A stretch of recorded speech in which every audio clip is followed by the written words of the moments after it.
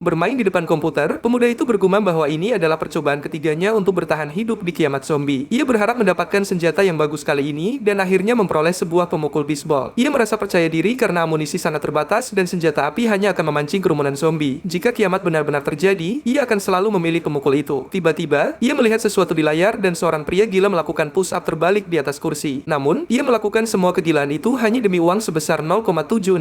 Aku tarik kembali kata-kataku karena si bodoh itu terjatuh ke lantai seperti orang tolol dan kepalanya terbentur. Akan tetapi, pada saat yang sama Chansu bangkit dan bertanya kepada pria itu apakah dia menyukai aksi tadi. Pria bernama Only One itu bertanya apa yang sedang dia lakukan dan mengatakan bahwa karakternya sudah mati. Saat itulah dia menyadari karakternya telah terbunuh dan segera meminta maaf kepada penonton siaran langsungnya. Namun, ia berkata itu tidak masalah karena dia sudah mencapai titik simpan dan dengan item ini semuanya akan menjadi mudah. Jadi dia hanya perlu mencoba lagi. Sementara itu, Only One memanggil Chansu dan bertanya apakah dia benar-benar bersenang-senang padahal hanya dia satu-satunya orang yang menonton siaran itu. Pemuda kita terdiam sejenak. Namanya adalah Chin Suo, seorang streamer, dan dia menjawab bahwa Only One tidak perlu berkata seperti itu. Ia menambahkan bahwa ia hanya bisa bertahan hidup dari streaming karena pria ini selalu ada di sana. Pria itu bertanya apakah itu benar, dan jika ya, maka dia memilihnya. Kanu bingung dengan ucapan itu, namun tetap berterima kasih karena telah dipilih. Tiba-tiba, seluruh ruangan mulai bergetar dan dia berdiri, bertanya-tanya apa yang sedang terjadi. Terjadi ledakan besar dan dia bertanya kepada penonton live stream apakah ada yang mendengar suara itu. Seketika dia berlari ke jendela dan melihat seluruh kota dilalap api. Orang-orang berlarian dan dia memberitahu penonton live stream bahwa ada sesuatu yang tidak beres. Saat itulah dia melihat komputernya mati dan tidak mau menyala kembali. Dia bingung dan memutuskan untuk keluar untuk melihat apa yang sebenarnya terjadi. Begitu sampai di jalanan, seorang wanita berlari melewatinya dan dia memanggilnya. Namun wanita itu hanya melirik wajahnya dan lari dengan putus asa. Dia bingung mengapa wanita itu melarikan diri, hingga tiba-tiba beberapa pesan muncul di pandangannya. Beberapa pesan mengatakan dia terlihat sangat konyol dan yang lain bertanya mengapa mereka memilih pecundang pusat ini. Pada saat itu dia tersentak dan bertanya mengapa ada jendela obrolan di depannya. Orang-orang di live stream mulai mengejeknya, meniru setiap perkataannya saat dia mencoba menyentuh jendela obrolan itu, bertanya-tanya apakah dia berhalusinasi karena terlalu lama melakukan streaming. Beberapa pesan mengatakan dia tidak bisa menyentuhnya sementara yang lain memperingatkan bahwa ada sesuatu yang datang ke arahnya. Saat itulah dia menyadari ada zombie di depannya dan kolom obrolan mengatakan bahwa sekarang dia akan mati. Rasanya mengerikan menonton pemain seburuk dia. Chansu tidak bisa mencerna informasi ini ketika tiba-tiba zombie itu menerjang ke arahnya. Namun, sambil terjatuh ke belakang, dia berhasil menendangnya dan mundur. Dia mulai melarikan diri dan orang-orang di live stream mengejek bahwa zombie itu hanya ingin berjabat tangan. Dengan putus asa dia mencapai apartemennya dan mulai memasukkan kode pintu. Namun zombie itu segera menerobos kaca. Wajah makhluk itu berlumuran darah dan Chansu mulai menaiki tangga dengan panik, tetapi monster itu tidak berhenti mengejarnya. Dia sudah berada di lantai 7 dan tidak bisa memperlebar jarak di antara mereka. Akhirnya dia melihat pintu menuju atap dan mencoba membukanya. Namun sayangnya pintu itu terkunci. Zombie itu sedang menaiki tangga dan kolom obrolan menyuruhnya untuk berhenti bersikap bodoh dan mendorong pintunya. Dengan dorongan itu, pintu akhirnya terbuka dan dia menahannya dengan tubuhnya sendiri. Zombie itu menggedor-gedor pintu, tapi setidaknya dia bisa beristirahat sejenak di atap. Dia bertanya-tanya mengapa zombie tiba-tiba muncul dan mengapa ada jendela obrolan seperti game di depannya. Namun, mengesampingkan hal itu, tujuannya sekarang adalah membunuh monster ini. Dia butuh senjata dan mendengar sesuatu di belakangnya. Ketika dia menoleh, sudah ada seorang pria gemuk yang mendekat. Dia mengenalinya sebagai pemilik gedung dan mulai berlari. Namun si bodoh itu tersandung kotak dan jatuh ke tanah dengan zombie yang terus mendekat. Saat dia mencoba melawan, seseorang di kolom obrolan menyebutkan ada peti persediaan di dekat sana. Xiu menoleh ke samping saat zombie itu hampir menggigitnya. Dia menendang makhluk itu kembali dan monster itu berlari ke arahnya lagi. Chansu berteriak agar sampah itu mati dan menghindar ke samping. Akibatnya, zombie itu terjun bebas dari gedung menuju kehidupan selanjutnya. Penonton di kolom obrolan penasaran apakah dia hanya beruntung atau memang sudah merencanakannya. Karena kelelahan, dia jatuh ke tanah. Waktunya sempit karena zombie-zombie mulai mendobrak pintu. Dia menyadari ada 3 dari mereka dan kolom obrolan berkomentar bahwa banyak pemula yang selalu mati dengan cara seperti ini. Saat itulah dia menemukan peti itu dan teringat ucapan pria yang bertanya apakah itu kotak persediaan. Dia tersenyum, membuka peti yang memancarkan cahaya terang itu, dan menemukan sebuah pemukul bisbol legendaris. Kolom obrolan menyebutnya sebagai Excaliburnya kiamat saat para zombie berhasil mendobrak pintu untuk menyerang pemuda kita. Saat dia berkonsentrasi, semua orang bertaruh bahwa dia akan mati. Sambil tersenyum, pemuda kita berkata bahwa baginya akhir dunia hanyalah sebuah permainan dan dia pun berjang maju. Dia mengayunkan pemukulnya ke zombie pertama, tetapi meleset sepenuhnya. Dia mendapati dirinya terkepung dan mulai mengayunkan pemukulnya secara liar, menyuruh makhluk-makhluk itu menjauh. Sekarang semua orang di siaran langsung mulai memanggilnya badut. Masalahnya adalah para zombie itu terlalu dekat sehingga dia tidak bisa mengayunkan pemukul dengan benar. Saat dia sedang menahan satu zombie, yang lain datang dari belakang. Dia tahu dia harus menghindar, jadi dia melepaskan pemukulnya dan menjatuhkan diri ke tanah untuk menghindari gigitan. Zombie-zombie itu semakin mendekat dari belakang dan dia tidak punya ruang untuk mengayunkan pemukul. Dalam kondisi itu, dia berhasil melepaskan diri dan makhluk-makhluk itu menyerang. Dia berhasil melewatinya dan kolom obrolan mengagumi betapa mengesankannya temannya dia. Kembali ke kamarnya, orang-orang berkata dia lebih hebat dari yang mereka duga. Namun, Kinu menyadari bahwa komputer dan ponselnya tidak berfungsi. Kolom obrolan bertanya kemana dia akan pergi, dan dia menjawab bahwa dia akan menuju ke rumah orang tuanya. Dengan itu, dia sudah memacu sepedanya dengan cepat. Terlepas dari usianya, dia memutuskan untuk mengabaikan obrolan untuk saat ini dan fokus pada keselamatan orang tuanya. Saat dia sedang memeriksa sisa bensin, sesuatu melesat di depan sepedanya. Dia jatuh ke tanah dan orang-orang di kolom obrolan bertanya apakah itu sebuah lidah. Dia melihat pesan itu dan merasa bingung. Ketika dia melihat ke samping, kolom obrolan memberitahunya bahwa itu adalah kata neraka. Chansu terpaku, itu bukan zombie melainkan monster sungguhan. Pikirannya terganggu oleh cambukan lidah yang berhasil dia hindari. Seseorang di kolom obrolan berkomentar tentang lidah itu dan sebuah penggaris muncul, memberinya sebuah ide. Dia memutuskan untuk berlari lurus ke dalam terowongan untuk menghindari serangan lain. Karena tempat itu banyak tikungan, monster itu tidak akan bisa mengenainya. Setidaknya dia membawa beberapa barang yang tampak masih utuh. Kata itu menyudutkannya, tetapi pemuda itu sudah memegang molotov di tangannya, menantang kata sialan itu untuk menyerangnya. Kolom obrolan berkomentar betapa beraninya dia saat kata itu menyeruduk, namun dia menghindar. Dia membakar sumbunya dan melemparkannya ke arah si bodoh itu. Masalahnya, itu tidak berpengaruh apa-apa, jadi dia melemparkan satu lagi tepat ke wajahnya. Melihat ini, pemuda itu yakin kelemahan kata itu ada pada bagian dalamnya. Dia hanya punya satu molotov tersisa dan harus mempertaruhkan nyawanya agar rencana ini berhasil. Bersembunyi di balik dinding, dia memancing kata itu untuk datang. Makhluk itu melesatkan lidahnya dan dia menghindar. Dia menyambar molotov dan melemparkannya ke dalam mulut monster itu. Monster itu meronta kesakitan dan tumbang. Kolom obrolan sekarang terkesan bahwa dia mempertaruhkan nyawa demi rencana ini. Sambil mengamati kata itu, dia berkata ini akhirnya selesai. Tetapi kolom obrolan menyuruhnya berhati-hati. Seseorang berkomentar bahwa dia adalah salah satu pemain pemula terbaik yang pernah mereka lihat. Pemuda kita bertanya-tanya mengapa mereka mengomentari hidupnya seolah-olah itu semua hanyalah sebuah permainan. Namun, dia memutuskan untuk tidak peduli apakah ini nyata atau tidak dan menerimanya begitu saja. Dia memberitahu semua orang bahwa dia tidak akan mati seperti orang bodoh. Pada saat itu, dia menerima sebuah pencapaian dan kemampuan untuk merekam aksi-aksinya. Melihat notifikasi tentang menerima kemampuan, dia yakin ini persis seperti sebuah permainan. Jadi dia meminta untuk membuka panel keahlian. Skill Agro membuatnya lebih kuat jika semakin banyak makhluk di sekitarnya. Skill Saveraker memungkinkannya mendapatkan sebagian dari atribut kemampuan ini sebagai atribut dasar yang akan selalu tersedia baginya. Dia menyadari kemampuan ini pada dasarnya adalah permintaan untuk menceburkan diri ke dalam bahaya. Dia menutup panel, memutuskan untuk mengabaikannya sementara waktu dan melanjutkan pencarian keluarganya. Masalahnya adalah sepedanya telah hancur oleh katak tadi. Dia harus berjalan kaki, dan ketika sampai, dia tidak percaya pada penglihatannya. Rumahnya tampak seperti digigit oleh sesuatu yang raksasa. Dia masuk dengan putus asa memanggil ayah dan ibunya, mempertanyakan di mana mereka berada. Namun, dia tidak bisa menemukan mereka dimanapun. Lalu dia ingat bahwa orang tuanya selalu meninggalkan catatan. Dia mulai berjalan di sekitar rumah mencari pesan apapun. Akhirnya, di kamarnya, dia menemukan selembar kertas. Ayahnya menulis bahwa mereka dievakuasi bersama tentara divisi 7.5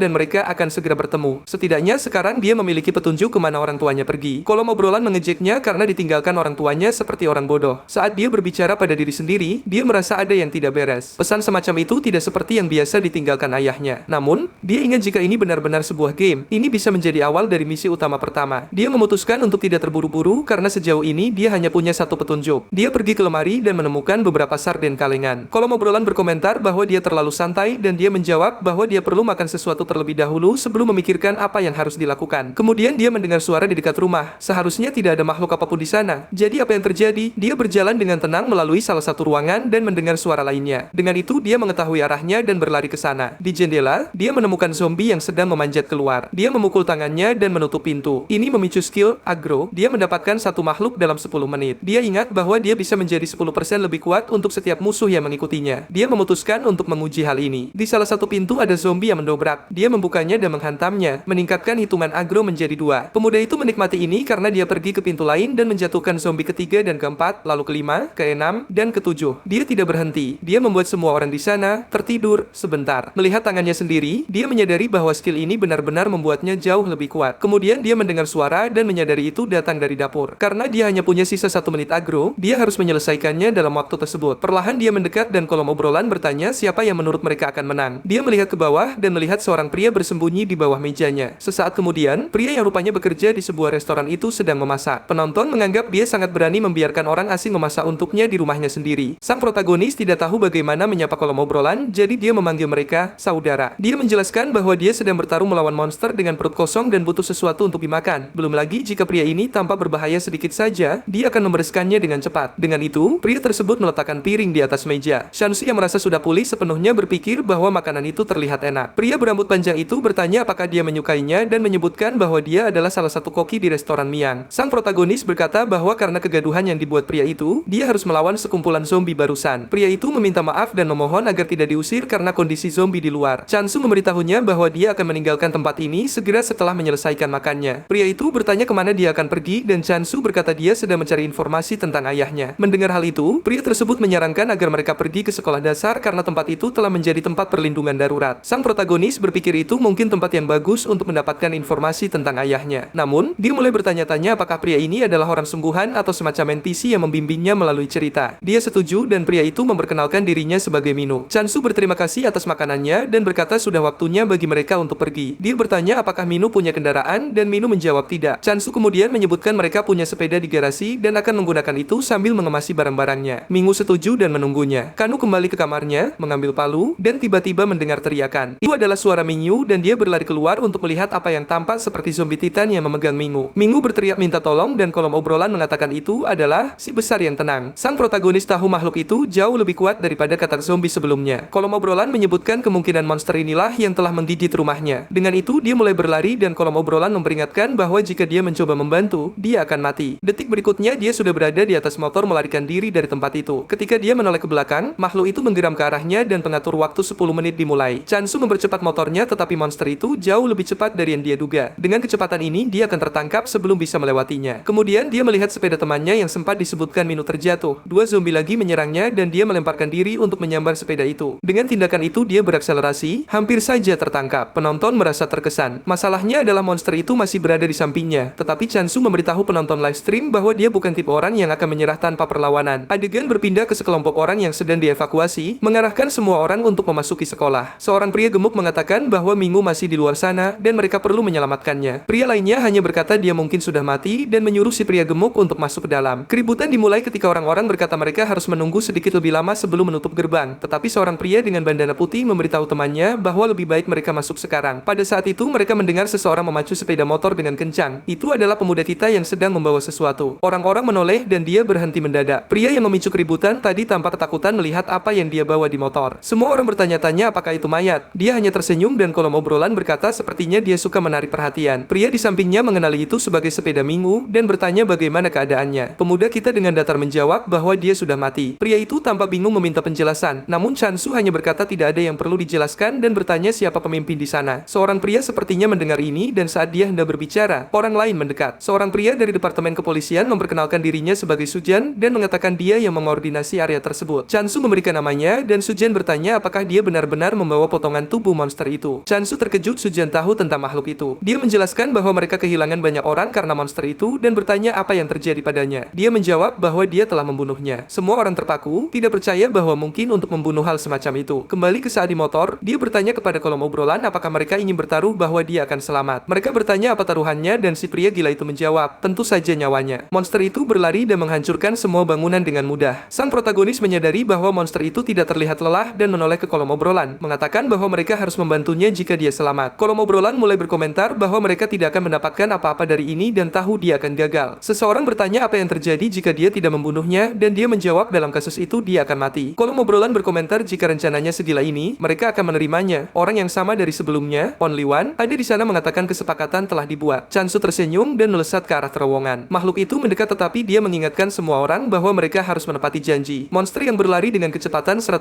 mph itu menabrak terowongan. Chansu memberitahu pria di tempat perlindungan bahwa dia akan menjelaskan lebih lanjut nanti dan bahwa dia juga mencari tempat yang aman. Kanu berkata mereka pertama-tama perlu memeriksa apakah dia tidak terinfeksi. Namun, penduduk kota mengatakan dia adalah seorang pahlawan dan harus segera diizinkan masuk. Jadi dia ikut mengantre. Setelah mereka memverifikasi dia tidak terinfeksi, dia hendak pergi ketika seseorang tiba-tiba memanggilnya. Itu adalah pria dari sebelumnya yang bertanya apakah Minggu benar-benar mati. Chansu berkata dia sudah memberitahu mereka dan bertanya apakah pria itu mengenalnya. Pria itu menjawab ya, dia adalah pemilik restoran tempat Minggu bekerja. Chansu kemudian menjelaskan bahwa mereka tadinya bersama-sama dan punya rencana, tetapi monster itu merusak segalanya. Sambil memegang sepedanya, dia berkata dia tidak mencuri apapun dan tidak perlu khawatir, serta sup tahu yang dimasak Minggu adalah sesuatu yang tidak akan pernah dia lupakan. Kolom obrolan berkata bahwa pria ini menyuruh si koki memasak untuknya dan sekarang dia berlaga sop suci. Pemilik toko itu terdiam dan dengan itu Chansu pergi. Saat dia mendekati sekolah, dia melewati koper biru dan sebuah pesan muncul mengatakan dia sedang meninggalkan tutorial. Dijelaskan bahwa sekarang dia akan memiliki panel informasi untuk membantunya tetap hidup. Apa yang menarik perhatian Chansu adalah penyebutan tentang tutorial. Ada juga beberapa pesan yang mengatakan bahwa sekarang semuanya akan benar-benar dimulai. Berlari ke sebuah ruangan tangan dan memanggil Only One, menjelaskan bahwa ada batasan untuk apa yang bisa dia tangani tanpa mengetahui apapun. Dia mengingatkannya bahwa mereka telah bertaruh, jadi dia harus membayarnya. Only One bertanya apa yang ingin dia bicarakan. Chansu berkata sudah waktunya baginya untuk mulai menjelaskan apa yang sedang terjadi, tetapi kolom obrolan marah karena dia mengabaikan semua orang dan bertanya apakah dia menerima penjelasan apapun. Chansu yang bingung mengatakan itu adalah insting Streamernya. Kolom obrolan kemudian berkomentar bahwa ini adalah detail yang sangat menarik. Seseorang menyebutkan bahwa jika dia memenangkan permainan, dia bisa membangun kembali dunia sesuka hatinya. Chansu bingung dengan hal ini dan Only One mengatakan itulah tepatnya yang mereka katakan. Dia menjelaskan bahwa di dunia ini semuanya nyata. Satu-satunya hal yang mereka lakukan adalah mengubah beberapa detail, tetapi dia adalah satu-satunya pemain. Kelompok ini hanya suka mengikuti satu orang pada satu waktu, jadi dialah sang protagonis dan satu-satunya yang berinteraksi dengan mereka. Mempertimbangkan hal ini, dapat dikatakan bahwa orang lain agak mirip seperti NPC. Namun, Only One menasihatinya agar tidak terlalu stres tentang fakta bahwa ini adalah dunia nyata dan perlakukan saja mereka seperti penonton siarannya dan terus menangkan permainan. Chansu kewalahan oleh semua informasi ini dan bertanya siapa mereka. Sambil menoleh ke samping, dia bertanya-tanya apakah pria ini semacam Tuhan atau sesuatu. Dia melihat pantulannya, bertanya apakah Only One adalah Tuhan. Only One berkata itu pertanyaan bodoh. Dia berkata akan memberikan satu petunjuk yang akan membantunya. Mereka menyukai pria yang menyuguhkan pertunjukan bagus, jadi yang terbaik baginya adalah berusaha sekuat tenaga dan menunjukkan semua yang dia punya. Pemuda kita bergumam bahwa itu adalah misi yang aneh bagi seseorang yang tidak pernah keluar rumah. Dia kemudian ingat panel informasi dan membukanya. Dikatakan bahwa misi pertama adalah melindungi kepala polisi karena jika dia mati malam ini, seluruh kota akan memburuk. Beberapa saat kemudian di luar, dia sedang mengamati orang-orang yang bekerja. Seorang pria bertanya apakah mereka harus meninggalkan makanan di sana, dan yang lain menjawab ya. Orang-orang berkumpul di halaman dan polisi memberikan beberapa perintah. Chansu tahu bahwa dari 150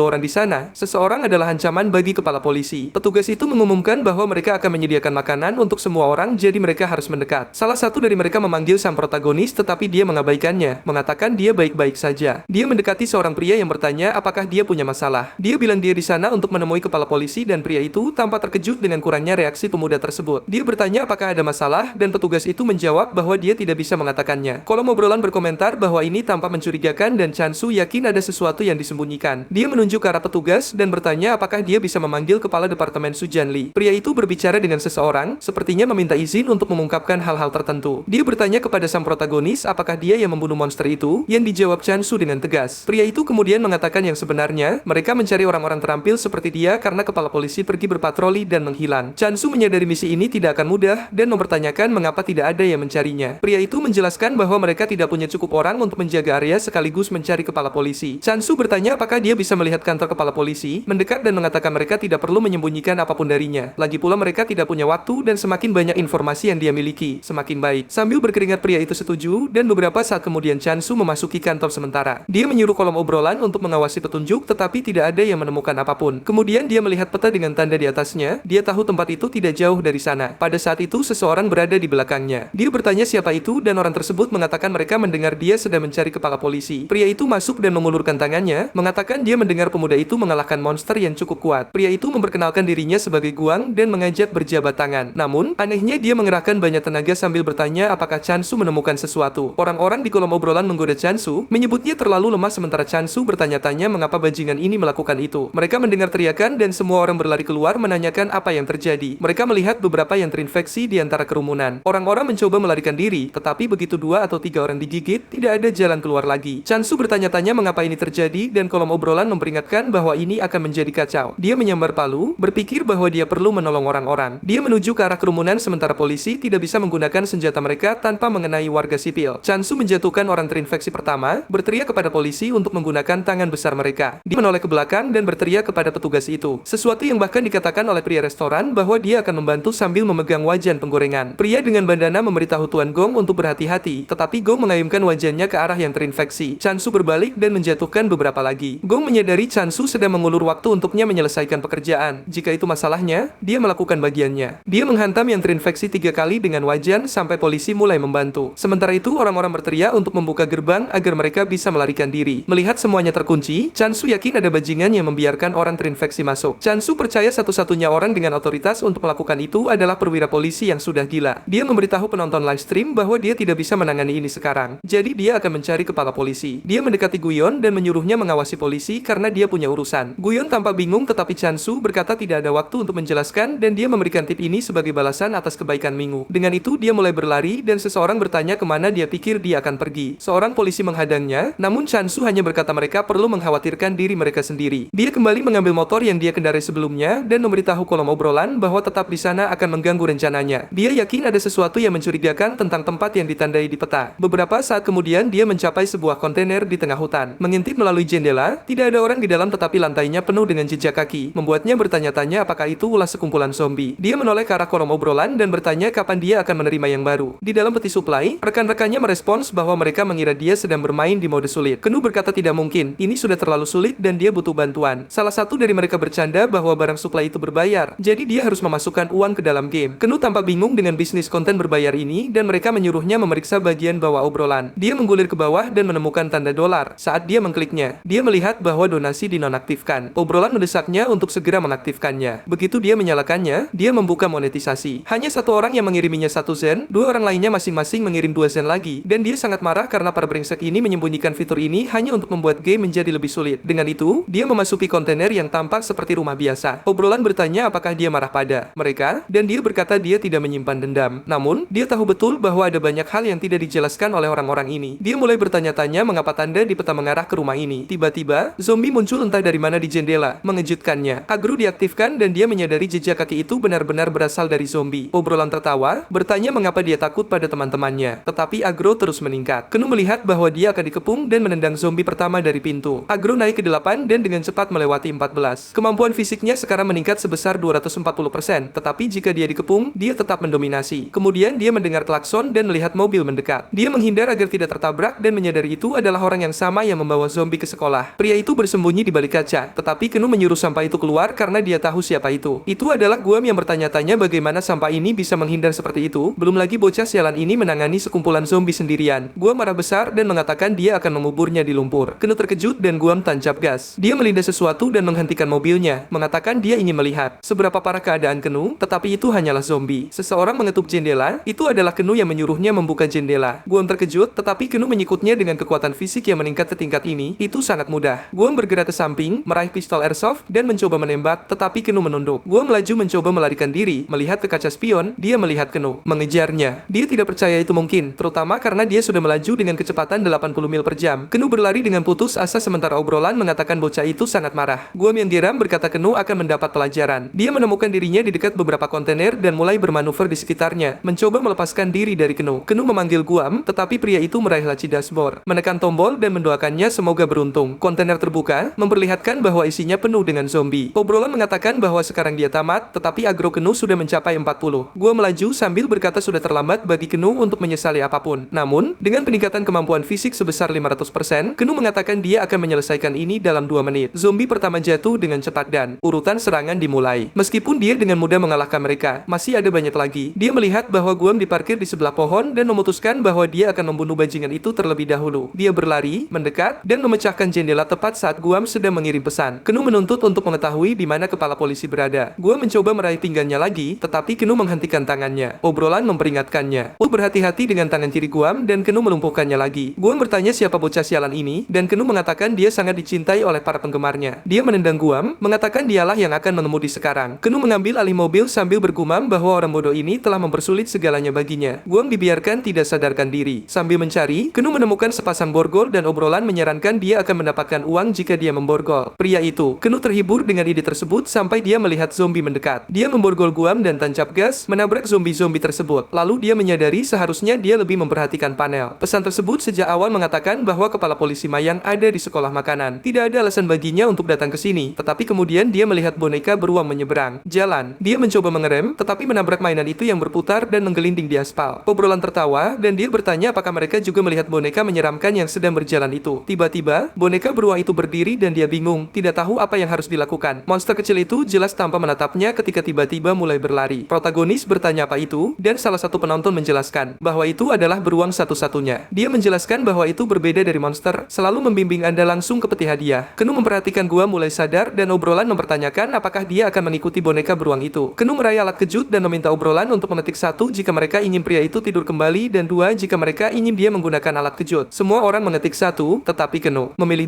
2, menyetrum Guam hingga tidak sadarkan diri lagi. Dia keluar dari mobil. Boneka beruang itu berjalan menembus hutan dan Kenu mengikutinya. Akhirnya menemukan peti hadiah. Masalahnya, untuk membuka peti itu dia harus menghabiskan 5 zen yang dia terima. Ikon perisai menunjukkan itu mungkin bukan senjata. Obrolan mendesaknya untuk berhenti mengulur waktu dan membukanya saja karena itu mulai membosankan. Dia memutuskan untuk mengabaikan mereka dan membukanya. Apa yang dia temukan adalah senter yang luar biasa. Dia merasa sedikit kecewa dan mengatakan itu sia-sia. Namun, tanpa pilihan lain, dia memasukkannya ke dalam saku karena sudah waktunya untuk kembali ke sekolah. Kembali ke sekolah, orang-orang berkomentar tentang betapa tidak kompetennya seseorang sehingga membiarkan zombie menyelinap masuk. Kenu mengatakan dia tidak punya masalah dengan situasi itu karena dia ada di sana sepanjang waktu. Dia menyuruh mereka untuk tidak terlalu khawatir dan menjaga warga tetap tenang. Seseorang memanggil Kenu, mengatakan ada sesuatu yang membutuhkan perhatiannya di sudut. Dia mempertanyakan apakah mereka menghubungi Gango yang mengatakan mereka perlu merelokasi polisi. Kenu membayangkan itu adalah kesalahan bocah sialan itu. Dia bilang tidak apa-apa dan bahwa mereka akan menangani kepala polisi karena mereka bertiga berada dalam masalah ini bersama. Apa yang tidak dia ketahui adalah bahwa Gango ada di sana di tangga, mendengarkan semuanya. Bajingan-bajingan itu memang merencanakan sesuatu. Gango melihat pria-pria itu menuju ke pavilion konstruksi. Di sana, petugas lain menemukan jeep Gango. Saat mereka memeriksa, mereka menemukannya dalam keadaan tidak sadar dan terborgol. Gango sekarang berlari, yakin bahwa Kenu benar. Dia perlu berbicara. Dengan bocah itu sampai sebuah tangan melintang di wajahnya. Itu adalah Kenu yang mengatakan dia telah menemukannya. Kenu bertanya apa yang dia temukan, dan Gango mencengkeramnya, bertanya apakah dia sudah mengetahui semuanya. Dia menjelaskan bahwa para kepala polisi ada di ruang bawah tanah dan menempatkan orang untuk menjaga pintu. Adegan beralih ke Kenu di pintu, mendengarkan percakapan di dalam. Kenu mengatakan pria itu tahu cara menerima pukulan, tetapi mintanya untuk berhenti. Pria itu bersiap dengan alat kejut sementara Kenu berada di pintu hanya mengamati. Kemudian seseorang menyarankan di obrolan bahwa dia harus mendapatkan Zen jika dia menendang pintunya. Dengan itu, dia membuka pintu dan menendang pria itu di punggung. Pria itu jatuh ke lantai seperti orang bodoh, tetapi menyadari Kenu ada di sana. Kenu berdiri dan berusaha mengeluarkan senjata, tetapi Kenu menghentikan tangannya dan bertanya apakah dia tahu siapa dia. Sambil berlutut, Kenu mengatakan dia adalah rasa kemanusiaan yang hilang dari pria itu. Pria itu mencoba memutar senjatanya, tetapi Kenu memblokir lengannya. Setelah melewatkan beberapa tembakan, pria itu mengklik sekali lagi, tetapi tidak ada peluru yang keluar. Kenu tersenyum bertanya apakah itu yang terakhir. Dia meninjunya di wajah, mengatakan itu untuk Mingu. Dia memukulnya lagi di dagu, mengatakan itu untuk polisi, dan pukulan terakhir mengatakan, ini untuk semua yang harus dia lalui. Dia melihat kepala polisi tidak sadarkan diri dan menuntut kunci diserahkan. Pria itu meraih punggungnya mencoba mengambil alat kejut, tetapi Kenu memukulnya dengan alat kejut yang sama. Kenu berkomentar bahwa terlalu kebetulan mereka memiliki alat yang identik. Dia mendorongnya, menyuruhnya untuk menyapa Guam. Obrolan mendesak Kenu untuk menghabisinya, tetapi dia mengatakan ada lebih banyak orang yang datang jadi ini belum berakhir. Kenu berdiri dan melihat ke samping saat pria lain lewat. Dia dengan cepat menyerang dan melumpuhkannya. Obrolan terkesan dengan darah dingin dan efisiensinya, dan Kenu berkomentar bahwa pria itu terlalu berisik. Dia mendapatkan banyak zen lagi dan merasa bangga pada dirinya sendiri. Suara di latar belakang bertanya apakah dia benar-benar membunuh seorang petugas polisi. Tiba-tiba dia berbalik dan mengatakan saatnya untuk menyelesaikan ini. Dia mendekati pria itu, bertanya apakah dia punya preferensi tentang bagaimana dia ingin mati. Pria itu memohon padanya untuk menunggu, tetapi Kenu mengatakan itu akan cepat. Dia menawarkan pilihan, mulai dengan lengan, kaki, atau dada, atau mungkin opsi terakhir. Dia tersenyum, mengatakan pria itu terlihat sangat ketakutan untuk seseorang yang menembaki dia sebelumnya. Dia menerima zen lagi dan tersenyum berterima kasih saat pria itu berteriak. Tampaknya dia sudah tamat. Obrolan tertawa, mengatakan pria itu bahkan pergi sendiri. Kenu yang malu bertanya apa yang dilakukan pria itu. Sementara itu di luar, orang-orang memperhatikan sesuatu dan berbalik. Itu Kenu yang membawa kepala polisi yang asli. Dia memberitahu para petugas bahwa para pengkhianat diikat di ruang bawah tanah. Petugas lain berlari untuk memeriksa, dan sekarang Kenu merasa dia telah akhirnya menyelesaikan situasi tersebut. Dia melihat panel yang memperingatkan bahwa tinggal di area yang sama terlalu lama itu berbahaya. Keesokan paginya, dia kenyang setelah makan di salah satu kabin, merenungkan betapa banyak hal yang membaik dalam sehari terakhir. Dia membuka panel dan menemukan informasi tentang tinggal di tempat yang sama itu sangat aneh. Dia bertanya pada obrolan berapa lama waktu yang terlalu lama, tetapi mereka tampaknya tidak mau menjawab. Kenu bangun dan berdiri di depan mobil ketika seseorang memanggilnya. Itu adalah kepala polisi yang bertanya mengapa dia sudah pergi. Kenu bertanya apakah ada masalah, dan kepala polisi menawarkan untuk memberikan beberapa suplai jika dia benar-benar akan pergi. Bagaimanapun, dia banyak membantu orang-orang. Kenu mengingat momen saat dia bertanya apakah kepala polisi benar-benar hanya akan mengusir para pengkhianat, menunjukkan bahwa orang-orang itu mencoba merenggut nyawanya. Kepala polisi menjelaskan bahwa sulit untuk merenggut nyawa dua orang yang dulunya adalah rekannya. Kenu mengatakan jangan khawatir, dia yang akan menanganinya. Adegan berikutnya menunjukkan Kenu yang mengebut di mobil dengan dua pengkhianat diikat di belakang. Petugas memohon padanya untuk berhenti, tetapi dia bilang dia sedang tidak mood saat obrolan mengatakan dia sedang memperbaiki keadaan. Petugas pertama digigit setelah mencapai hampir 80 mil per jam. Dia berhenti, melihat tidak ada orang yang diikat lagi. Dia mengatakan bahwa sayangnya, sedikit kecelakaan terjadi. Kembali ke masa sekarang, kepala polisi berterima kasih pada Kenu yang mengatakan dia tidak akan menolak beberapa suplai. Kepala polisi setuju dan bahkan menawarkan mobilnya, memintanya untuk tidak pergi tanpa mengucapkan selamat tinggal kepada semua orang. Anak kita duduk di dalam mobil dengan Center, bertanya-tanya untuk apa itu. Obrolan menyuruh dia untuk tidak stres dan tunggu saja untuk melihat apa yang terjadi. Dia setuju dan akhirnya tertidur. Dia bangun bangun tiba-tiba dengan perasaan dingin yang ekstrim. Dia tidak tahu sudah berapa lama dia tidur, tetapi AC bahkan tidak menyala. Kemudian Anda melihat sesuatu mendekat di kaca spion. Di bawah jubah adalah makhluk kerangka. Obrolan memperingatkan bahwa itu akhirnya telah tiba. Kenu segera tancap gas, melakukan drift, dan mencoba melarikan diri. Polisi memintanya untuk menunggu, tetapi dia hanya mengebut melewatinya. Dia memberitahu obrolan untuk memperingatkannya lain kali alih-alih menertawakannya. Dia melihat dan melihat makhluk itu telah lenyap. Apa yang tidak dia ketahui adalah makhluk itu tepat di samping jendela. Kaca spion pecah dan dia tancap gas lagi untuk menjaga jarak di antara mereka. Obrolan memberitahunya bahwa dia perlu pindah ke wilayah lain. Jika tidak, dia tidak akan bisa melarikan diri darinya. Monster itu tiba-tiba muncul di depannya dan dia menabrak pilar. Kantung udara terbuka, tetapi Kenu sangat terguncang. Makhluk itu perlahan mendekat. Kenu keluar dari mobil, mengeluarkan senjatanya, dan melepaskan tembakan. Namun, monster itu abadi. Melihat itu tidak berhasil, dia mulai berlari. Setelah beberapa saat, dia mendapati dirinya kelelahan di koridor. Obrolan berkomentar bahwa sepertinya dia akan mati hari ini. Monster itu muncul lagi di depannya dan menerjang. Dia menggunakan senter dan makhluk itu tampak melindungi dirinya. Sebagai seorang gamer, dia tahu jenis barang ini memiliki kegunaan. Dia menggunakan momen ini untuk lari keluar jendela dan melompat ke sepeda. Masalahnya, banyak kempes dan dia jatuh, melukai lututnya. Monster itu mendekat lagi. Dia melempar senter dan terus berlari. Dia mencoba melepaskan lebih banyak tembakan, tetapi makhluk itu terus mengikuti. Lalu dia memperhatikan monster itu dan tiba-tiba berhenti, melihat garis di tanah. Dia mengerti itu adalah batas di mana monster itu tidak bisa lewat. Dia berkata ini adalah tembakan terakhir dan makhluk itu hancur. Namun, anak kita tidak dalam kondisi baik dan ambruk ke tanah. Kemudian sesuatu di dekatnya menarik perhatiannya. Cahaya berkedip nyala dan mati berulang kali. Dia penasaran, tetapi semua orang memperingatkan bahwa itu pasti jebakan. Kenu mengatakan dia harus memeriksanya karena itu terlihat seperti kode Morse. Saat dia mendekat, dia melempar dirinya ke depan dan menyuruh orang itu berhenti. Orang itu adalah Mu Yang mengangkat tangannya, mengatakan dia bukan orang jahat dan meminta Kenu untuk tidak menembak sementara Kenu bertanya apakah dia seorang polisi. Obrolan berkomentar bahwa mereka akhirnya menemukan seseorang yang lebih bodoh daripada sang protagonis. Kenu bertanya apakah Mitchell adalah seorang polisi, dan dia menjawab ya. Kenu menuntut senternya, tetapi Mitchell ragu-ragu. Kenu mengerahkan senjatanya dan bertanya apakah dia benar-benar akan memakan waktu selama itu. Dengan enggak Mitchell menyerahkan senter dan Kenu meminta tas punggungnya. Mitchell memohon, mengatakan itu adalah satu-satunya yang dia miliki untuk makan dan jika dia menyerahkannya, dia sama saja mati. Setelah beberapa saat, semuanya ada di tanah dan Kenu mengatakan mereka memiliki barang yang sama. Mitchell yang malang hampir menangis, mengatakan itu semua yang dia miliki. Namun, Kenu dengan kasar menyuruh bocah itu menanggalkan pakaiannya. Nanti, saat dia berpakaian lagi, dia bertanya apakah Kenu akan mempercayainya sekarang. Yu ingin tahu bagaimana bocah seperti dia bertahan hidup tanpa membawa senjata apapun. Dia bertanya apakah Mitchell bekerja dengan orang lain dan bertindak sebagai umpan. Kenu memberitahu obrolan untuk mengawasi wajah bocah itu dan berbalik, mengatakan mereka akan memisahkan diri. Mitchell lalu angkat bicara, mengatakan dia sangat menderita untuk sampai ke sana, dan bahwa semua temannya sudah mati. Satu-satunya alasan dia masih hidup adalah karena dia seorang pengecut. Obrolan berkomentar bahwa dia tampak tulus. Kenu bertanya apakah itu benar, dan Mitchell membenarkannya. Kenu berkata oke dan menyuruhnya mengikuti, menyatakan dia bisa mengabaikan seorang junior yang membutuhkan bantuan. Di adegan berikutnya, seorang pria terjepit oleh katak, bertanya-tanya di mana Kenu berada. Pria malang itu berlari dari monster bermulut besar dan bertanya dari mana asalnya. Mitchell yang mengabaikannya dan menyuruhnya berbelok ke kiri. Monster itu tersandung dan menabrak bangunan. Mitchell berbalik dan memberitahu Kenu, mereka akan melakukan hal yang sama di dekat aliran sungai. Kenu tersenyum, menyuruhnya memikirkan dirinya sendiri. Mereka melewati area galian, berjalan di sepanjang tepian. Monster itu mencoba mengikuti, tetapi akhirnya tersandung dan jatuh. Mereka melihat lidah raksasa menghalangi jalan mereka di depan, dan Kenu menyuruh Mitchell untuk menunduk saat dia memberi sinyal. Begitu dia berbicara, mereka berdua menunduk dan lidah tersebut menyapu melewatinya. Namun, monster itu mengikuti dari dekat dan berakhir dengan mulut penuh. Dengan itu, kata tersebut menjadi marah dan monster itu menariknya dengan lidahnya sementara kedua makhluk itu bertarung. Kenu dan Mitchell memanfaatkan kesempatan itu untuk melarikan diri. Kenu tersenyum, berpikir sekarang sudah jelas bagaimana bocah ini selamat. Di adegan berikutnya, Kenu kelelahan, bertanya apakah sepeda tandem ini adalah rencana besar Mitchell. Mitchell hanya menyuruhnya untuk terus mengayuh dan Kenu mengatakan dia akan mencoba. Mereka hampir sampai di tujuan mereka, tempat dengan jumlah sumber daya yang baik. Mitchell bertanya apakah dia boleh bertanya sesuatu dan menanyakan apakah Kenu tahu tentang divisi 7.5. Dia menjelaskan bahwa ketika dia mencari teman-temannya, yang dia temukan hanyalah catatan yang mengatakan mereka bersama divisi itu. Kenu menjawab bahwa dia pernah mendengar tentang mereka tetapi tidak tahu banyak. Namun, dia termenung karena itu adalah divisi yang sama yang mengambil ayahnya. Setelah beberapa saat, mereka tiba di bangunan. Saat mereka mendekat, sebuah mobil datang dan hampir menabrak mereka. Kenu turun dari sepeda, mengatakan itu tidak pernah mudah. Dia menutup jendela dan obrolan bertanya apakah itu zombie. Dia melihat pria itu manusia, namanya adalah Yong Jun Cho. Dia menariknya keluar dari mobil dan melemparkannya ke tanah. Kenu mulai menggeledah mobil, mengatakan dia seharusnya setidaknya membawa senapan, tetapi tidak ada yang berguna di sana. Yongjung menarik pisau, menyuruh Kenu tidak mencuri apapun. Kenu menendangnya, menyuruhnya diam. Yongjung meminta maaf, mengatakan dia bisa mengambil apapun yang dia mau. Kenu mengambil pisau itu dan mengatakan sepertinya Yongjun adalah seorang seorang pembelot. Dia bertanya apakah dia meninggalkan rekan-rekannya. Yongjung mengatakan tidak, faktanya semua orang di markasnya sudah mati. Mitchell bertanya apakah Yongjung benar-benar seorang tentara, dan Kenu mengatakan kamu bisa tahu hanya dengan melihatnya. Lalu dia memperhatikan sesuatu, pergi ke leher Yongjun dan menarik label identitasnya. Sambil memegangnya di tangan, dia menyuruh Yongjun untuk menyebutkan nomor BINAS apapun. Pria malang itu mulai berkeringat dan perlahan melafalkan angka-angkanya. Kenu mengatakan dia menebaknya dengan benar, tetapi masih tampak curiga. Akhirnya Kenu bertanya apakah dia tahu apapun tentang divisi 7.5. Yongjun mengatakan tidak, dia bahkan belum pernah mendengarnya. Kenu berdiri dan Mitchell mengatakan berbahaya untuk tetap di sana. Dia masuk ke mobil dan menyuruh mereka untuk melompati pagar, melihat ke arah Yongjun dan menyebutnya tidak berguna. Mereka bertanya-tanya apakah mereka harus membawanya. Yongjun memohon untuk dibawa serta karena kakinya patah dan mustahil baginya untuk bertahan hidup sendirian. Protagonis mencatat bahwa Yongjun sebelumnya meminta untuk ditinggal sendirian. Yongjun menjelaskan bahwa dia pikir mereka akan melukainya. Obrolan berkomentar bahwa Kenu tidak akan pernah menyelamatkan siapapun, yang dijawabnya bahwa itu tidak adil. Dia menyuruh Mitchell membuka gerbang dan bahwa dia bisa membawa Yongjun jika dia mau. Mitchell setuju dan mereka menuju ke arah bangunan, melihat 4 mobil di tempat parkir. Kenu bertanya-tanya mengapa gerbang itu ditutup. Membuka pintu, dia memberitahu semua orang untuk berhati-hati karena mungkin ada seseorang di dalam. Mereka masuk dan semuanya sunyi. Mereka membawa Yongjun ke ruang medis dan Kenu mengatakan dia akan melihat-lihat. Mitchell yang bertindak seperti anak kecil yang ketakutan memohon untuk tidak ditinggal sendirian. Kenu menenangkannya, mengatakan dia mungkin tidak akan meninggalkannya. Menaiki tangga, dia bertanya pada obrolan apa pendapat mereka tentang meninggalkan bocah itu. Pendapat terbagi. Dengan satu orang mengatakan anak itu tampak tulus. Kemudian dia mendengar sesuatu, suara yang membicarakan tentang tempat yang aman. Ketika dia membuka pintu, dia melihat sekumpulan alat komunikasi yang ternyata masih menyala. Pesan menyatakan bahwa divisi 7.5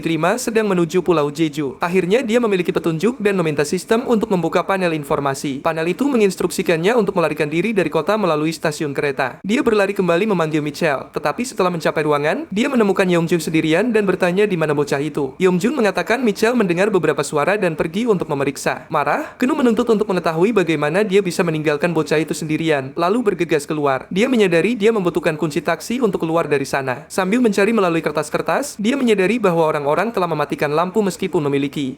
Ia menunjukkan ada sesuatu yang salah. Saat dia mencari kunci, dia mendengar jeritan dan berlari. Dia menemukan Yongjun jatuh di lantai dan bertanya apa yang terjadi. Yongjun meminta bantuan untuk bangkit, mengatakan dia mendengar suara dari ruang bawah tanah. Saat itu, langkah kaki terdengar menaiki tangga. Keduanya terkejut saat seorang pria menggunakan Mitchell sebagai sandera. Mitchell menyuruh Kenu untuk lari, tetapi Kenu menolak. Dia mengarahkan pisau ke pria itu, menuntut dia melepaskan Mitchell. Pria yang berkeringat itu mengklaim Mitchell adalah pencuri yang membobol perusahaannya. Menunjuk ke arah mereka berdua, dia menuduh mereka sebagai pencuri, menyatakan mereka tidak memiliki pengemudi yang tersisa sekarang. Kenu mengerti mengapa dia tidak bisa menemukan kunci apapun. Yongjun ketakutan dan Kenu menyalahkan pemilik perusahaan karena mengirim pengemudi taksinya. Dia mencoba menjelaskan bahwa dia bukan pencuri, sama sekali. Tidak. Dia mengklaim bahwa sebenarnya dia adalah pengemudi taksi baru di sana untuk membantu. Obrolan bingung dengan ini, tetapi Kenu mencoba meyakinkan pria itu bahwa dia benar-benar salah satu pengemudi terbaik dan ingin membantu dalam krisis ini. Pemilik perusahaan yang sudah kehilangan akal sehatnya mengatakan mereka benar-benar membutuhkan lebih banyak pengemudi dan bertanya di mana resumenya. Karena terkejut, Kenu sedikit bingung. Pria itu mengatakan bahwa untuk wawancara, dia perlu membawa resume. Kenu mengatakan dia sudah membawanya dan itu ada di kantor, meminta Yongjun untuk mengambilnya. Yongjun pergi dan pemilik perusahaan mengatakan Kenu sangat pekerja keras karena menginginkan pekerjaan di saat seperti ini. Yongjun membawa kembali kertas, memberitahu Kenu dia menemukan yang paling mirip. Pemilik hanya menatapnya. Kenu kemudian memberitahu Mitchell untuk datang dengan cepat. Dia memberikan bantingan bahu pada pria itu dan menerjang ke arah mereka. Anak kita mengambil kruk Yongjun dan memukul pemilik perusahaan. Dia segera menginstruksikan Mitchell untuk menahan kaki dan tangan pria itu. Mereka menemukan kunci dan berlari ke mobil, menyuruh Yongjun untuk mengemudi. Pria itu bertanya kemana harus pergi dan Kenu berkata untuk menuju ke stasiun kereta. Tapi kemudian dia melihat orang-orang melarikan diri dengan putus asa dengan mata raksasa di punggung mereka dan tidak bisa mempercayainya. Makhluk seperti laba-laba raksasa mengejar semua orang. Dia memberitahu Yongjun bahwa dia harus mengeluarkan mereka dari sana. Yongjun yang malang tidak tahu apa benda itu. Monster itu datang ke arah mereka dan Yongjun tancap gas. Dia berbelok, tetapi masalahnya tidak ada tempat untuk melarikan diri. Pada saat itu, pemilik perusahaan telah membebaskan dirinya dan menyebut mereka sekumpulan bajingan. Kenu menyuruh Yongjun untuk memutar mobil dan kembali ke pintu masuk utama. Pemilik berteriak meminta taksinya sampai dia melihat mobil itu datang dengan monster tepat di depannya. Mereka berhasil melakukan drift dan makhluk itu bertabrakan dengan bangunan. Mereka melaju kencang di jalan dengan mobil. Yongjun bertanya apakah Kenu benar-benar berniat menggunakan pria itu sebagai umpan. Kelelahan, Kenu berkata pria itu memang CEO perusahaan yang hebat. Mitchell berkomentar bahwa pada akhirnya itu adalah opsi terbaik bagi mereka semua untuk tetap hidup. Kemudian Kenu memperhatikan sesuatu di depan mereka, yaitu garis biru. Saat mereka melewatinya, itu mendaftarkan pos pemeriksaan lain. Sekarang obrolan bisa memberinya misi dengan misi yang lebih sulit yang menawarkan hadiah lebih baik. Siaran langsung merayakannya, mengatakan pria yang selalu memaksimalkan memaksimalkan kartu akan bersinar. Kenu bertanya pada obrolan apakah Mitchell bisa melihat mereka. Obrolan mengatakan dia tidak bisa melihat atau mendengar mereka saat Kenu berbicara hanya kepada obrolan. Melihat sistem, Kenu mengatakan dia tidak melihat fungsi apapun yang terdaftar dan bertanya apa itu. Pria yang memaksimalkan kartunya menyumbangkan Zen dan mengatakan Kenu akan segera mengerti. Kenu mengulurkan tangannya dan mengatakan dia sangat cemas. Kemudian dia mendengar langkah kaki. Melihat ke belakang, makhluk itu mengikuti mereka. Dia menoleh ke Yongjun dan bertanya apakah dia bisa melaju lebih cepat. Tetapi Yongjun mengatakan dia sudah berada di kecepatan maksimum. Masalahnya makhluk itu mulai mengejar mereka dan Kenu bertanya-tanya apakah makhluk itu lebih cepat di jalur lurus. Dia bertanya pada Mitchell apakah dia tahu rute lain, tetapi Mitchell mengatakan tidak. Kenu menyuruh bocah itu berpikir keras dan Mitchell menyarankan untuk naik ke gunung di sebelah kiri. Yongjun mengatakan itu akan lebih lambat, tetapi Kenu bersikeras mengatakan mereka akan mati jika tidak. Saat mereka menanjak, Kenu memperhatikan mereka mendapatkan jarak. Namun, Yongjun memperingatkan tentang belokan tajam di depan. Kenu bertanya pada Mitchell yang mengatakan untuk terus jalan saja karena makhluk itu tidak akan bisa menghentikan momentumnya. Kenu menoleh ke obrolan dan meminta misi untuk mendapatkan hadiah. Obrolan mengatakan dia tamat dan Shanu mulai putus asa. Kemudian pria dengan kartu level maksimal memberikan misi baru. Ia harus menurunkan kaca jendela taksi dan mulai memancing makhluk itu. Sebagai imbalannya, ia akan mendapatkan buff yang menjaga mobil tetap di jalurnya selama 5 detik. Keanu segera menurunkan jendela dan mulai berteriak bahwa makhluk itu jelek sekali. Monster malang itu pun terperangah. Car melanjutkan meneriakan hinaan, sementara M bertanya kegilaan macam apa ini. Shanu terus berteriak menantang monster itu untuk mencoba membunuhnya. Misi selesai dan buff pun aktif. Mereka melihat rambut tikungan dan Yumin berhasil berbelok. Berkat buff tersebut, mobil tetap berada di jalan sementara makhluk itu terlempar. Ternyata itu bukan sekadar tikungan, melainkan tebing, dan terlepas dari rambut tersebut, para insinyur layak mendapatkan pujian. Yun tidak percaya mereka tidak terlempar meski monster itu terus menabrak mereka. Mel kelelahan, dan Keanu berterima kasih kepada pria dengan kartu level maksimal yang mengatakan bahwa Keanu kini berutang padanya. Beberapa saat kemudian, Chinu merasa akan ada lebih banyak orang karena pesan radio tersebut. Namun, anehnya tidak ada satu orang pun di stasiun kereta. Mereka memutuskan untuk menyembunyikan mobil di suatu tempat dan melanjutkan perjalanan dengan berjalan kaki. Yejun menyebut soal zombie, tapi Keanu mengatakan dia yang akan mengurusnya. Mo bertanya apakah dia yakin dan Keanu meyakinkannya. Keanu kemudian berteriak memanggil para monster, memerintahkan mereka untuk mendekat. 3 monster menoleh ke arahnya, meningkatkan kekuatannya menjadi 1.4. Dia mulai menyadari betapa kuat kemampuan ini. Dia dengan mudah mengalahkan para makhluk itu sampai salah satunya menyelinap di belakangnya. Tapi dia memberitahu mereka untuk tidak khawatir dan dengan sigap menanganinya. Obrolan di chat berkomentar tentang keberanian dan pertumbuhannya, dan dia meminta mereka berhenti mengatakan hal-hal yang memalukan. Namun, dia merasa kekuatan dan refleksnya meningkat. Saat berjalan, dia melihat seorang pria memanggil seseorang bernama Chen Gecheka Jong. Hansu tahu ini adalah nama wali kota itu dan bertanya-tanya apakah pria ini bekerja untuknya. Dia bertanya pada Chet apakah dia harus menyelamatkan pria itu, dan pria dengan kartu level maksimal mengatakannya, meskipun sebagian besar mengatakan tidak. Keanu memutuskan dia harus menyelamatkannya. Zombie itu hampir membunuh pria tersebut ketika tiba-tiba jatuh mati menimpanya. Pria yang menangis putus asa itu menjelaskan bahwa wali kota telah meninggalkannya untuk mati. Dia menyarankan agar mereka mencari stasiun lain karena monster, tetapi wali kota menolak, membuangnya dari mobil, dan menyuruhnya melihat sekeliling, meninggalkannya dalam situasi ini. Kensu mengatakan sepertinya mereka akan menemukan wali kota di stasiun kereta, dan pria itu membenarkannya. Dia bertanya apakah pria itu bekerja sebagai pengawal, tetapi pria itu menjawab tidak. Wali kota telah menyewa orang yang berbeda untuk perlindungan. Kena menjadi bersemangat mengira ini adalah misi cerita penting. Di depan stasiun, pria itu berkata dia tidak melihat teman-temannya. Hims meyakinkannya bahwa mereka pasti ada di dalam. Dia memperkenalkan dirinya sebagai Keanu Han. Tiba-tiba pria itu berhenti dan menunjuk sesuatu. Bertanya apa itu. Keanu menyadari itu terlihat seperti seorang anak kecil, dan pria itu hendak memanggilnya. Shu dengan cepat membekap mulutnya, bertanya apa yang dia pikirkan. Jelas seorang anak tidak akan sendirian di tempat seperti ini. Dari dekat, Chet mengatakan dia pria paling sial yang pernah ada. James bertanya apakah itu berbahaya dan meminta imbalan. Chet mengatakan tidak, tetapi pria dengan kartu level maksimal menyumbang 100 zen. Keanu tahu bahwa 1 zen bernilai 10 ribuan Korea, yang berarti sekitar $700. Dia membekap mulut pria itu, berterima kasih atas sumbangan yang besar. Hamsu menyuruh pria itu diam dan mengatakan dia yang akan menanganinya karena gadis itu jelas bukan manusia. Namun, gadis itu tiba-tiba berbalik dan mulai berlari. Pria itu ketakutan, mulai menuruni tangga dengan putus asa, tetapi jatuh ke tanah tepat di depan monster. Dia berteriak bahwa ada satu lagi, dan pada saat itu, dia diterkam. Kaesu tidak mengerti mengapa pria itu melakukan itu, dan Chet berkomentar bahwa dia adalah gadis pendiam. Dia menyadari berdasarkan namanya, dia pasti jenis monster yang bereaksi terhadap suara. Kemudian seseorang bernama Master baru memberikan misi. Hansu tidak boleh bergerak sampai gadis itu melewatinya, dan akan menerima kemampuan yang membuat seseorang tuli selama semenit. Dia tahu ini sangat berisiko, dan gadis itu lewat dengan sangat dekat. Chet bertanya apakah dia menatap lurus ke arahnya, dan dia berdiri diam, berkeringat deras. Akhirnya dia lewat dan efek misi pun diterapkan. Kenon Su kemudian pergi ke tubuh pria itu, yang kondisinya masih bagus, dan mengambil dompetnya untuk memeriksa nama. Namun, saat dia berbalik, pria itu mulai bangkit. Chanu dengan cepat menghabisinya lagi. Dia berlari sejauh mungkin, berdoa agar monster itu tidak berada di dekatnya. Kemudian dia melihat salah satu gadis pendiam mendobrak pintu dan mendengar suara Mitchell berteriak di dalam. Dia melihat gadis itu dan berpikir sejenak. Dia mulai berjalan pergi, tetapi master baru memberinya misi untuk menyelamatkan Mel dan Yungen dari kamar mandi. Melihat hadiahnya 20 zen, dia tahu itu sepadan. Dia menuju ke restoran terdekat, dan Chad bertanya apakah dia selapar itu. Dia melihat pengatur waktu dan bertanya apakah Chad mengerti rencananya. Sementara itu di kamar mandi, dua orang malang itu mencoba bertahan hidup dari gadis-gadis pendiam. Kemudian, Shamsu muncul di pintu. Pengatur waktu mencapai 0 dan mulai berbunyi. Kedua monster itu berbalik, dan Shenu berlari keluar sambil melemparkan pengatur waktu lain ke sisi seberang. Dia melempar dua lagi secara berturut-turut, memancing para monster menjauh. Dengan perginya para makhluk itu, Mel akhirnya merasa lega. Chad bertanya mengapa dia tidak menggunakan kemampuan hadiah misi. Dia masih memiliki kemampuan untuk membuat seseorang tulis selama semenit, tetapi masalahnya dia harus menyentuh mereka, dan dia tahu dia akan terbelah dua. Dia sempat hampir melakukannya saat itu. Seorang tentara memberitahunya bahwa pergelangan kakinya patah. Hunu menyuruh Chu membantu, dan dengan itu misi selesai. Kemudian dia mendengar rintihan di belakangnya dan menoleh untuk melihat tentara itu. Lalu dia menyadari bahwa Jun tampaknya mulai berubah. Kakinya ternyata tidak patah sama sekali. Kensu bertanya pada Jin apakah dia tahu apa yang sedang terjadi. Mengingat pria yang berubah sebelumnya, Hensu marah karena mereka harus bersusah payah hanya untuk berakhir seperti ini. Dia meraih Mel dan mulai berlari. Melihat Yin dari kejauhan, Keanu meminta maaf. Mel bertanya ada apa, dan Keanu mengatakan sudah terlambat untuk Yanen. Mereka pergi memeriksa kereta tetapi tidak menemukan informasi berguna. Kemudian mereka mendengar suara dan melihat Yungen menunjuk ke samping. Chimu menoleh sementara Yungin buang air kecil dan menyadari bahwa kereta itu anehnya masih berfungsi. Melihat Yungjun, Chansu berkata dia tidak akan pernah melupakannya. Yang perlu dia lakukan hanyalah mengingat pria ini dan menyelesaikan permainan untuk berterima kasih padanya. Di stasiun, Shanu menyuruh Mel mendengarkan jika dia tidak ingin mati. Kereta itu pasti membawa hal-hal yang tidak mereka inginkan, jadi dia harus tetap waspada. Dia mengatakan dia mengerti, dan pengumuman dibuat bahwa kereta akan tiba. Mereka melihat peti kayu dan memutuskan untuk bersembunyi di dalamnya. Kereta mendekat, dan saat melintas, ia membawa para makhluk itu bersamanya. Pada saat itu, lokomotif lain lewat. Seseorang rupanya menggunakan kereta depan untuk memancing monster. Q tahu kereta itu sedang menunggu mereka. Dia keluar dari peti, menyuruh Mitchell untuk tetap di tempat, dan berlari menuju kereta. Dia mendekat perlahan dan melihat kondektur berdiri di sana. Gadis itu muncul dan bertanya mengapa wali kota sialan itu tidak ada di sana. Chansu mengenali dia dari suatu tempat, dan ingat pernah melihatnya di internet sebagai petugas yang menjadi harapan bagi dunia yang lebih baik. Namanya Suan Zhang, dan dia mempertanyakan apakah para bajingan dari divisi 7.5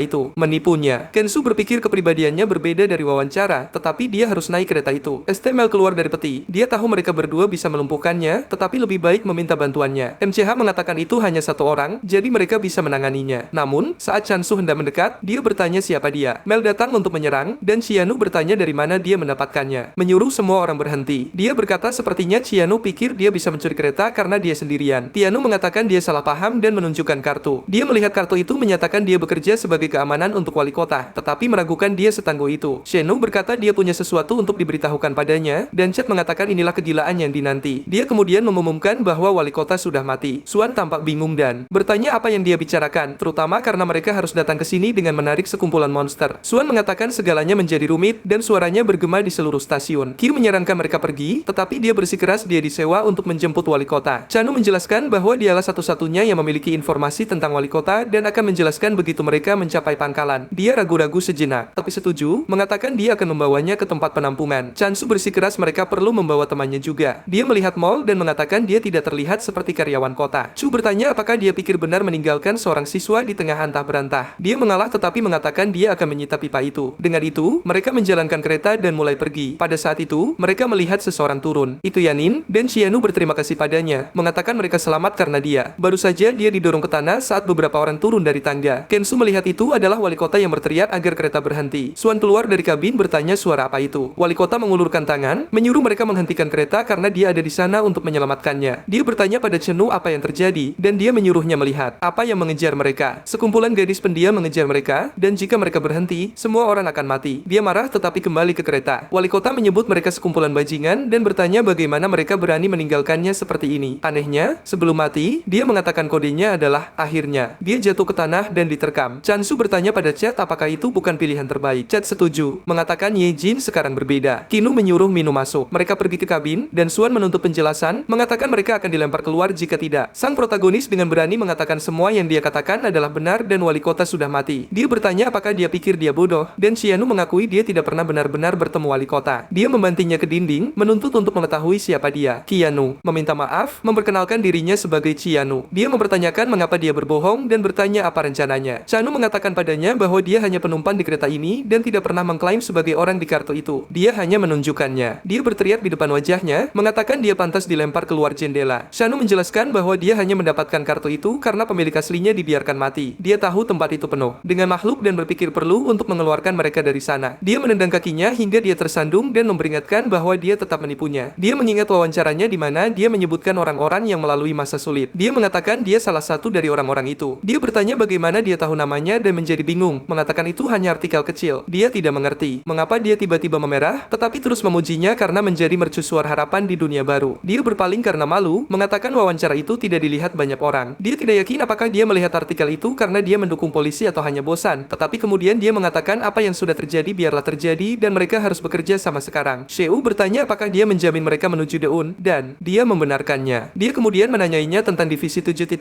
dan apakah dia tahu sesuatu tentang mereka. Su menjelaskan bahwa selama kiamat, mereka bertanggung jawab untuk menyukai video ini yang membantu Mamoru membuat konten yang lebih menarik bagi pemirsa. Aktifkan loncengnya dan saya keluar.